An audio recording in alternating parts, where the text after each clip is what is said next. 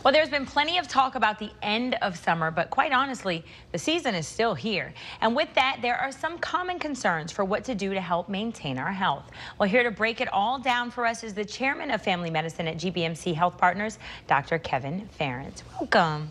Thanks for having me. Well, thank you for being here. So we're talking about summer coming to an end, but really the temperatures are really saying something about where we are still. So talk to us about dehydration. You mentioned liquids. How much water should we be drinking? The easiest thing to say is if you're thirsty, drink. Okay. It's not a specific number that you need. The average person needs to take in about 2 liters of fluid a day, but actually most of that liquid comes in food. I mean, most of our food actually has water in it.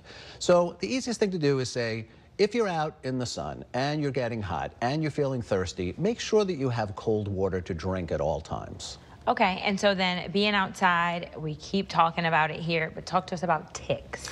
So we're heading into tick season because Okay. it's usually in the fall when people are out in the woods, and the tick that we have to worry about is the deer tick, which causes Lyme disease. The bacteria that gets in the deer tick causes Lyme disease. So the first thing to do is protect your skin, right? Keep as much covered as you possibly can if it's not too hot outside, using a tick repellent, of which there are many.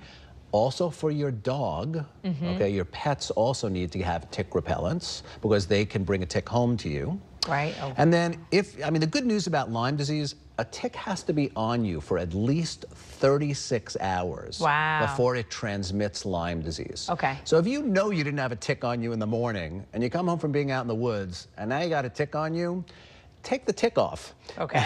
And use a tweezer and slowly, gently pull straight up on the tick and you'll be able to get it out. And most of the time you don't need an antibiotic because of that. Okay, good information. Thank you. Where can our viewers go to get more Well, tips certainly you can go to www.gbmc.org. You can talk to any of your physicians, your family physicians at GBMC. We're always happy to help. All right, Dr. Ferentz, thank you so much for being here with us today. My pleasure.